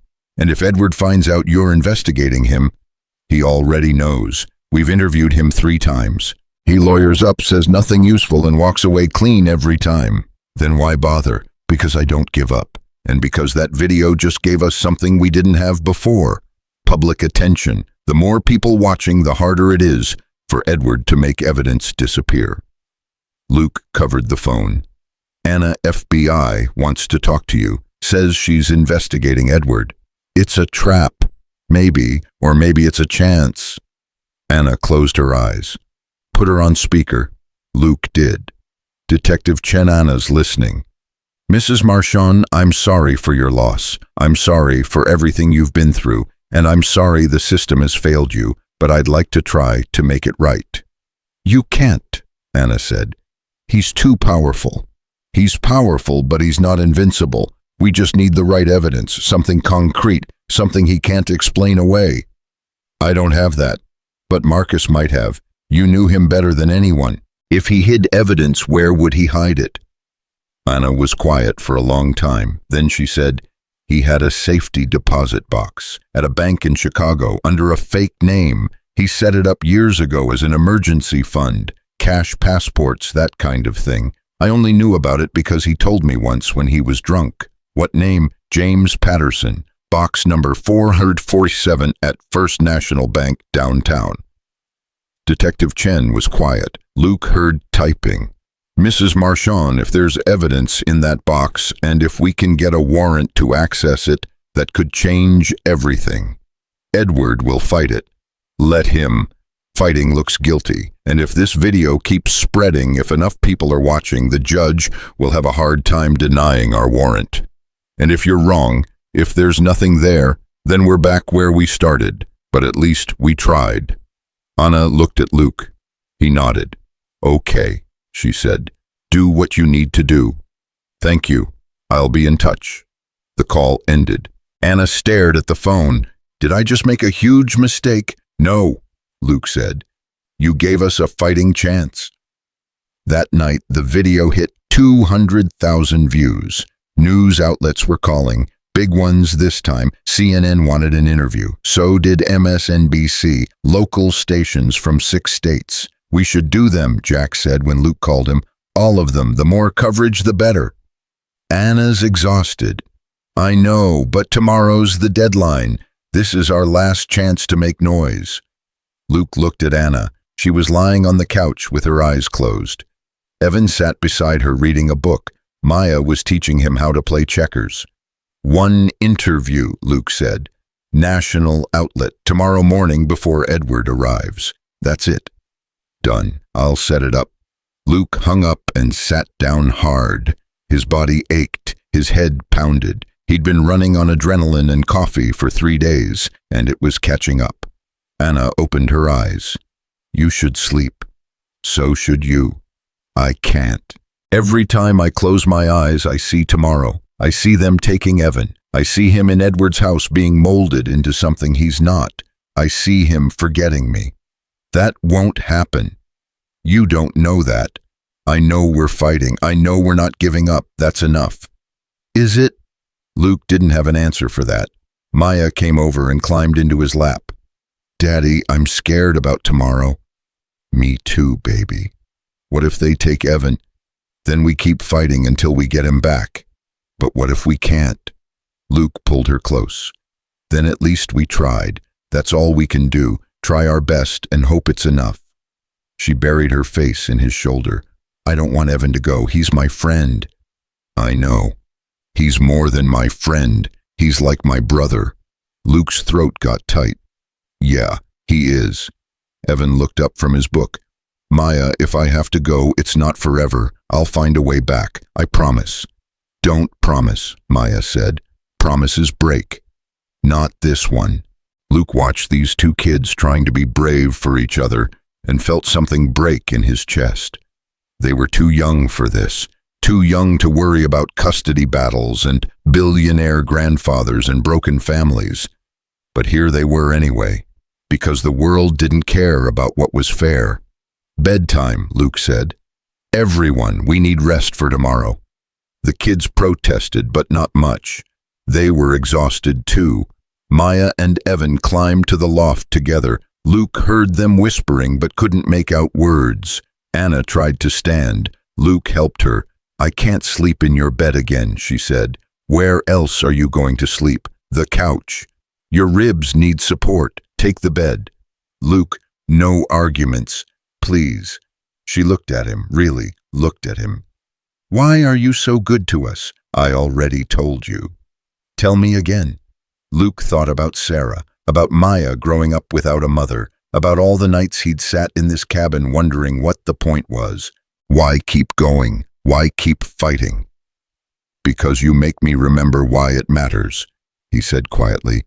Being human, caring about people, standing up even when you know you'll probably lose.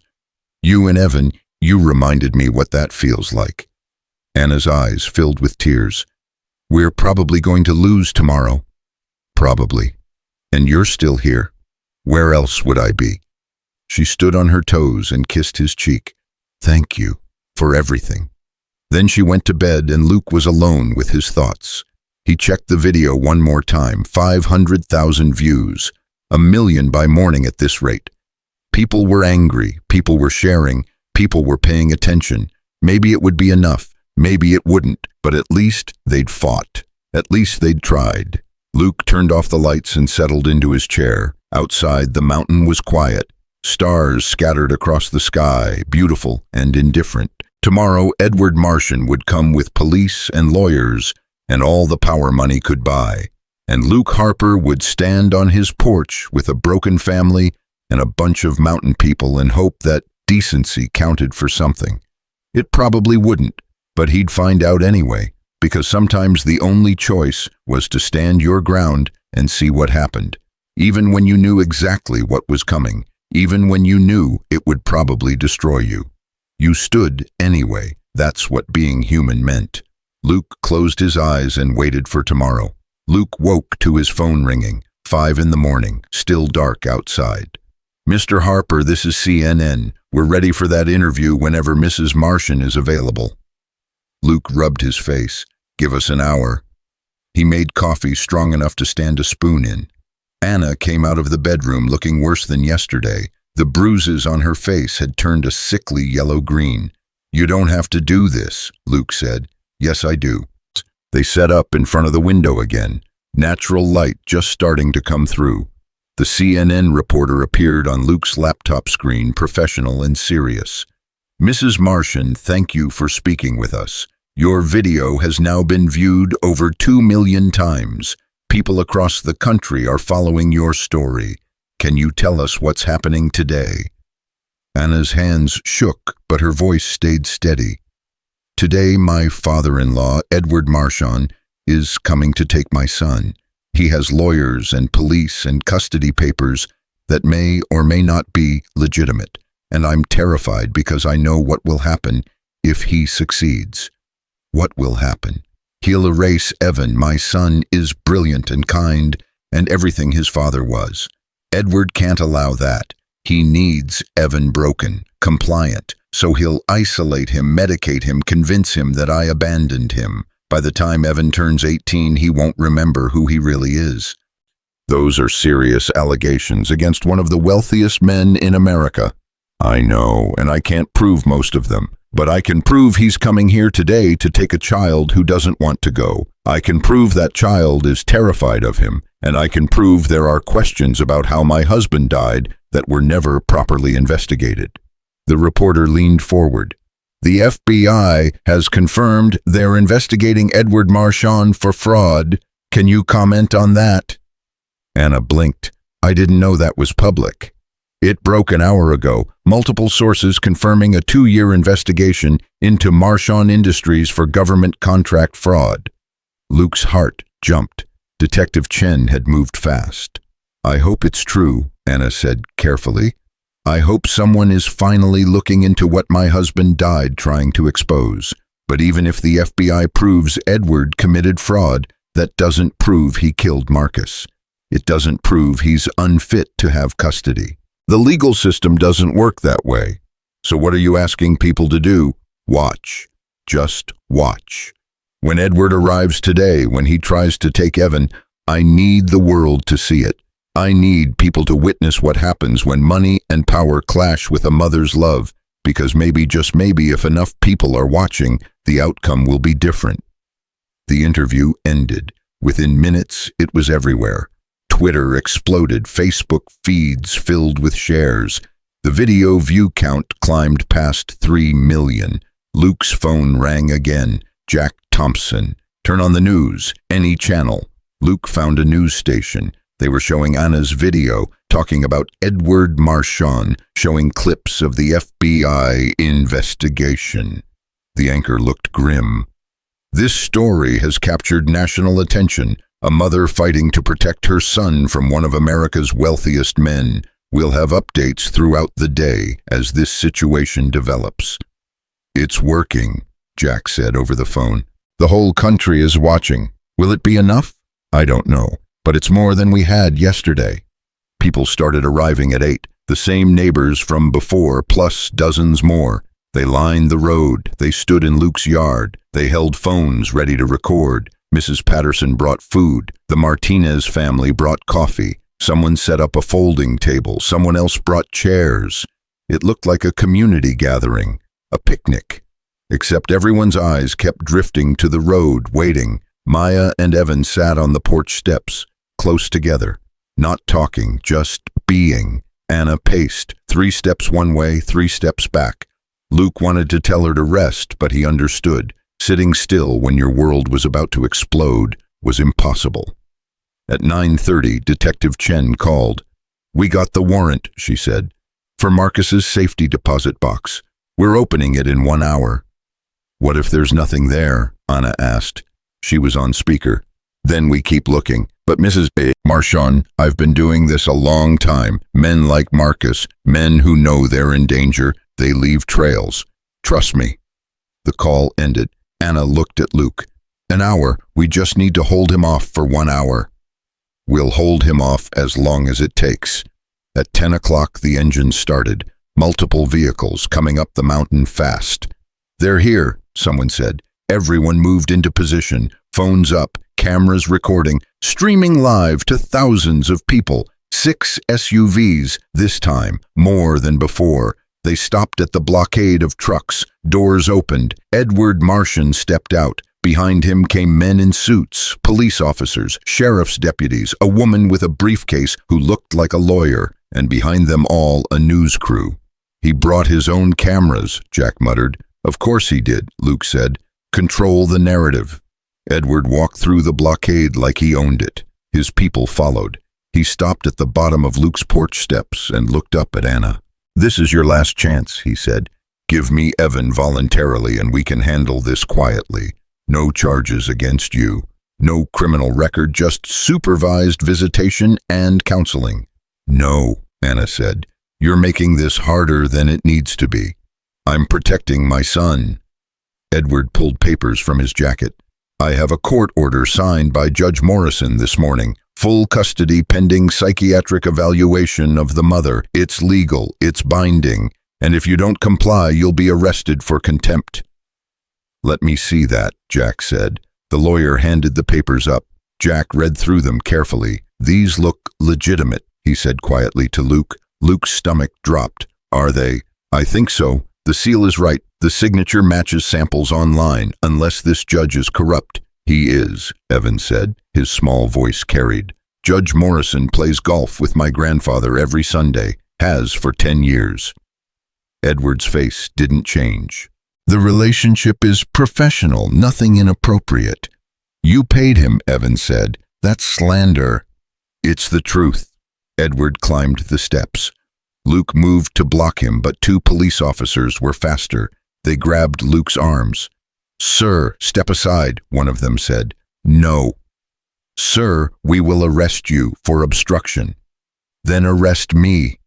The officers looked at each other. The crowd was growing, more neighbors arriving, more phones recording. This was being broadcast live to hundreds of thousands of people. Stand down, Edward said to the officers. Let the man make his choice. Some people need to learn the hard way. He turned to Evan. Come with me, now. Evan didn't move. He stayed on the steps between Anna and Maya, his small face set with determination. I'm not going. You don't have a choice. I'm a human being. I always have a choice. You're 7 years old. So that doesn't make me property. Edward's mask slipped. Real anger flashed across his face. I am trying to save you from a mentally unstable woman who has dragged you across the country for 6 months, who has filled your head with lies about me, who is using you to access your inheritance. She's my mother, Evan said, and she's the only one who loves me. I love you. You love what I'm worth. The crowd murmured. Phones captured every word. Edward seemed to realize he was losing the public relations battle. He turned to the officers. Retrieve the child. Sir, that's an order. The court order is clear. The child is in danger. Retrieve him. The officers moved toward the porch. The crowd pushed closer. Someone started shouting, then another person, then everyone. Leave them alone. Let the boy choose. This is wrong. The officers stopped. One of them, the young one from before, looked at Edward. Sir, with all due respect, the child doesn't appear to be in immediate danger. Perhaps we should wait for social services to— I don't pay you to think, Edward snapped. I pay you to follow orders. The officer's face went hard. I'm a police officer. I don't work for you. Everyone works for me. They just don't all know it yet. That was a mistake. Luke saw it immediately. Edward had said the quiet part loud, on camera, being broadcast live. The officer stepped back. I'm not doing this. Then you're fired. You can't fire me. I don't work for you. Your chief does, and your chief's budget comes from the county, and the county's largest donor is me. So yes, I can fire you. I can fire all of you. The other officers looked at each other. Then one by one, they stepped back too. Edward's face went purple. What are you doing? Our job, the young officer said, which is protecting people, not kidnapping children for rich men. This is not kidnapping. I have a court order. Then take it to social services. Let them handle it properly. But we're not dragging a screaming child away from his mother while half the country watches. Edward turned to his security team. Get the boy. The security guards, big men in black suits, moved toward the porch. The crowd surged forward, people shouting, phones recording, complete chaos. Then Maya screamed, not a scared scream, an angry scream, loud and shrill and full of rage. Everyone froze. Maya stood up, her small body shaking. You can't have him. He's my brother. He's my family, and you can't just take people's family because you have money. Tears streamed down her face. Her inhaler fell from her hand and clattered on the porch. She was gasping, starting to wheeze. Maya. Luke broke free from the officers and ran to her. He grabbed her inhaler. Breathe, baby. Slow breaths. She couldn't. Her chest heaved, panic in her eyes. Evan was at her side immediately. Maya, look at me. Count with me. Remember, in for 4. Maya tried, failed, tried again. The security guards had stopped. Everyone had stopped. Because here was this little girl, this sick little girl, fighting to breathe while crying over a boy who wasn't even blood-related, and it was being broadcast live to over 1 million people. Edward's lawyer whispered something urgent in his ear. He shook her off. This is exactly why the boy needs to leave, he said loudly. This environment is toxic. These people are using him. They're making him think he belongs here when he belongs with family. I am his family, Anna said. Her voice was steady now, strong. I'm his mother, the woman who gave birth to him, the woman who nursed him through every fever and celebrated every achievement and held him when he cried for his father. What are you? A man who sees dollar signs when he looks at his grandson. How dare you? How dare you? How dare you come to this place, these good people's homes, and try to bully a child into submission? How dare you use badges and papers and lawyers to steal someone's son? Anna walked down the steps. Her ribs screamed, but she ignored them. She stood face to face with Edward. You killed Marcus. I know it. You know it. And someday I'll prove it.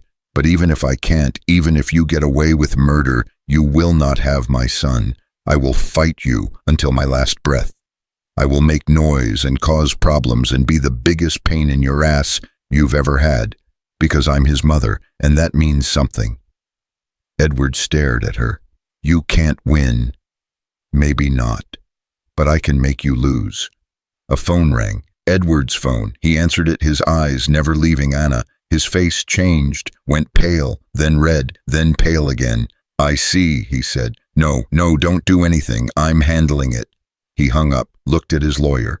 The FBI just opened Marcus's safety deposit box. They found evidence, documents, recordings, everything. The lawyer's face went white. Edward turned to Evan. Your father was a fool. He thought he could outsmart me. He thought hiding evidence would protect him. It just got him killed faster. The crowd gasped. Someone shouted. Edward seemed to realize what he'd said, but it was too late. The words were out, on camera, broadcast live. That's a confession, the young officer said. He pulled out his handcuffs. Edward Marchand, you're under arrest for, you have no authority. I have plenty of authority, and about 1 million witnesses. Edward's security moved. The officer pulled his gun. Other officers pulled theirs. Everyone started yelling. Then a new voice cut through the chaos. Everyone calm down. Detective Chen pushed through the crowd. She held up her badge. FBI, Mr. Marchand, I need you to come with me. We have questions about the evidence we found in your son's safety deposit box. Questions about government contract fraud. Questions about your son's death. I'm not saying anything without my lawyers. That's your right, but you're coming with me anyway. She nodded to 2 agents behind her. They moved forward with handcuffs. Edward looked around, at the cameras, at the crowd, at Evan standing on the porch with tears streaming down his face. This isn't over, he said. Yeah, Detective Chen said. It really is. They led him away. His lawyers followed already on their phones. His security team stood around looking lost. The police officers started directing people back to their vehicles. The crowd erupted, cheering, crying, hugging. Jack Thompson pumped his fist in the air. Mrs. Patterson was sobbing. Maria Martinez was on her phone already spreading the news. Anna's legs gave out. Luke caught her before she fell. Is it really over? She whispered. I don't know. But we won today. That's enough. Evan ran to his mother. She pulled him close, both of them crying. Maya wrapped her arms around both of them. Luke held all 3 and felt something break open in his chest. Not pain, relief, pure, overwhelming relief. Detective Chen came over. Mrs. Marchand, we need to talk. The evidence in that box, it's extensive. Financial records, recordings of Marcus talking about what he'd found. Even a video will explaining everything. Marcus knew he was in danger. He prepared for this. What happens now? Anna asked. Now we build a case. It'll take months, maybe years. But we have enough to charge Edward with fraud. The murder will be harder to prove, but we'll try. In the meantime, the custody case is suspended. You keep Evan. Edward won't be allowed near either of you. He'll get out on bail, probably, but he'll be under restrictions, and the court of public opinion has already convicted him. That video of him basically admitting to murder, that's going to follow him forever. Anna sagged against Luke. Thank you. Thank Marcus. He's the one who made this possible. After Detective Chen left, the neighbors started leaving too. Each one stopped to hug Anna, to tell Evan he was brave to shake Luke's hand. By noon, only Jack remained. You did good, he told Luke. Real good. We all did. Yeah, but you started it. You're the one who stopped on that road. You're the one who brought them home. Luke looked at Anna and Evan and Maya sitting on the porch together. Best decision I ever made. Jack smiled. Your grandfather would be proud. I hope so. After Jack left, they went inside. Maya and Evan collapsed on the couch, exhausted. Anna tried to help make lunch, but Luke made her sit down. You need rest. I need to process what just happened. Process while resting. She smiled. You're very bossy. You're very stubborn. We make a good team. Luke stopped, looked at her. Yeah, we do. Something passed between them. Understanding, recognition. The beginning of something neither of them was ready to name yet. They ate lunch together, sandwiches and chips. Maya told Evan about every person who'd stood with them. Evan listened and smiled and looked more like a kid than Luke had ever seen him. After lunch, Evan went to the workshop to work on a new project. Maya followed him. Luke and Anna sat on the porch with coffee. "What happens now?" Luke asked. "I don't know. We can't go back to Chicago. Too many memories, too many people who believed Edward." "You could stay here." Anna looked at him. "Luke, I'm serious. This cabin's small, but we could add on. Build another bedroom, maybe 2. I've got the skills. The neighbors would help." "We can't ask that." "You're not asking. I'm offering." "Why?"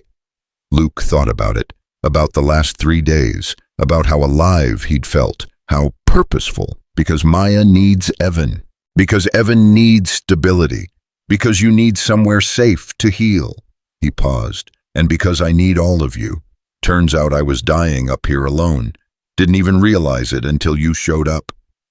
Anna's eyes filled with tears. "We're a mess." "So am I.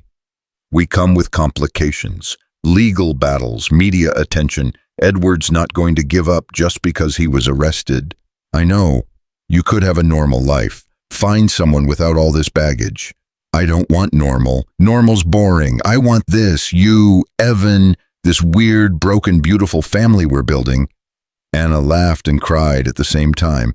"You're insane." "Yeah, well, you already knew that." She reached over and took his hand. Okay, we'll stay, for now. See how it goes." "See how it goes," Luke agreed. They sat in silence, holding hands, watching the kids through the workshop window. Evan was showing Maya how to solder circuits. Maya was taking notes in her little notebook, both of them laughing. That night, after the kids went to bed, Luke and Anna sat outside under the stars. The mountain was quiet, peaceful, like the chaos of the day had never happened. "My grandfather used to say something," Luke said. "He'd say you become home for someone else, that's when you know you're alive." Took me a long time to understand what he meant. And now I get it. Home isn't a place, it's people. It's choosing to show up for someone even when it's hard, even when it costs you everything. Anna leaned against his shoulder. Marcus used to say something similar. He'd say the only thing that matters in the end is who you loved and who loved you back. Everything else is just noise. Smart man. Yeah, he was. They watched the stars come out one by one. Somewhere in the distance, an owl called. The wind moved through the trees. Everything felt still, suspended, like the world was holding its breath. "Thank you," Anna whispered, "for everything. Thank you for trusting me. I didn't have much choice." "You always had a choice. You chose to trust. That's brave." She was quiet for a moment. Then she said, "I'm terrified of what comes next.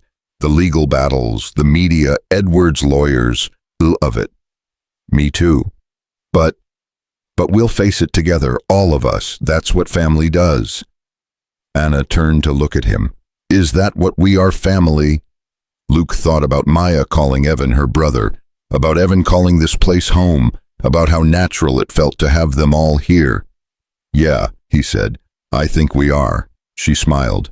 "Good, because I don't think we could leave now if we tried. Maya would never forgive us. Neither would Evan. Neither would I." They sat together until the moon rose high and the cold drove them inside. The cabin was warm. The kids were sleeping peacefully in the loft. Everything felt right in a way Luke couldn't quite explain. He helped Anna to bed, made sure she had water and pain medication within reach. She caught his hand before he could leave. "Stay," she said. "Just for a minute. I don't want to be alone." So he sat on the edge of the bed and held her hand while she drifted off. He watched her face relax in sleep, the lines of pain and fear smoothing out. She looked younger, peaceful. Luke thought about the last 4 years, about shutting himself away on this mountain, about convincing himself that isolation was safety, about how wrong he'd been. You couldn't hide from life. You could only choose how you lived it, and he was choosing this, choosing to be brave, choosing to love people who needed him, choosing to be home for someone else. It wasn't easy, it wasn't safe, but it was real, and that mattered more than anything. He stood up carefully and went to check on the kids. They were tangled together in the loft, Evan's arm thrown over Maya, both of them snoring softly. Brother and sister in everything but blood. Luke climbed down and settled into his chair one last time. Tomorrow he'd start building that addition. 2 bedrooms, at least, maybe 3. This family was going to need space. His phone buzzed, a message from Jack. The video hit 10 million views. "You're famous." Luke smiled and turned off his phone. He didn't want famous. He wanted this quiet cabin full of people he loved. This found family built from broken pieces. Outside the mountain stood guard, strong and steady and unmovable. Luke closed his eyes and let himself believe that maybe, just maybe, they'd be okay. Not perfect, not easy, but okay. And sometimes okay was enough. Sometimes okay was everything.